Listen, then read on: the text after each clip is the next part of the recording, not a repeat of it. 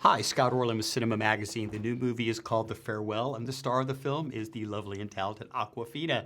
I'm always fascinated that actors sometimes have to adapt to a certain skill set. They have to step up to the plate. You had to learn a language that you didn't know to play this movie. Oh, no, I did, yeah, I did. Kind of learned Chinese. I don't know if I have complete mastery over it. I don't. How was that? I mean, had it be, you were actually in China filming, was it intimidating at all? It wasn't intimidating, but I think it made the whole thing a lot more real, you know? There's always a very interpersonal journey for like an Asian American to go back to China or Korea or wherever, that occurs because you're here in this country your whole life being told to go back to China, then you go back to China and you're like, well, what am I doing here?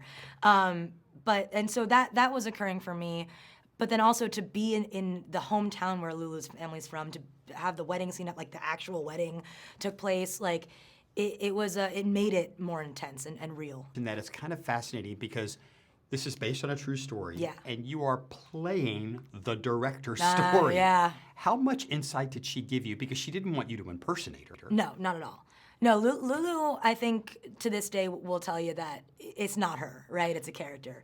And I think that, you know, when I would tell Lulu, like, oh, well, maybe she has an instinct to do this, or maybe, you know, Lulu's always very receptive to that.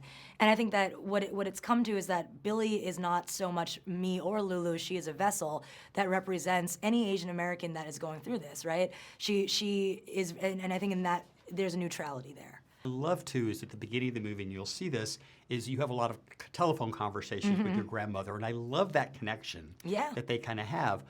What kind of relationship did you have growing up with your grandparents? Was there a communication?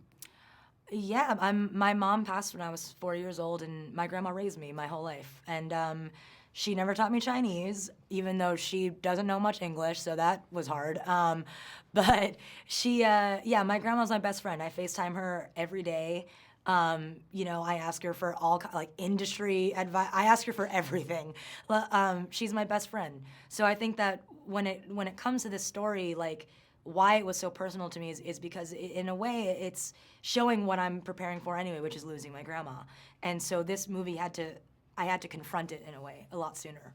A lot of times when we see, I hate to use the word, but ethnic movies, whether it be an Italian-American family, an African-American, Jewish-American, whatever, centers around the food. Oh, yeah. It centers around the dinner table, and this movie is no exception for that.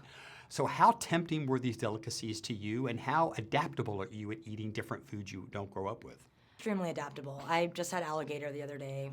Great. I'm extremely adaptable, and I think that, yes, food is definitely symbolic, you know, with different cultures. But I think with this movie, it's funny because when you think about Asian cinema and food in Asian cinema, it's always very lush and it's always very like, this is the food and this, you know.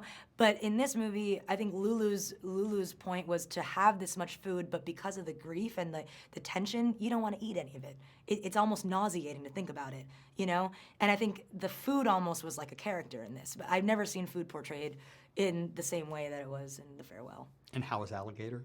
It's good. It's good. I didn't know what boudin meant. And then someone was like, they're boudin balls. And I was like, boudin balls? I never heard that fish.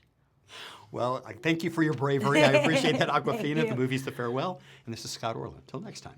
All right.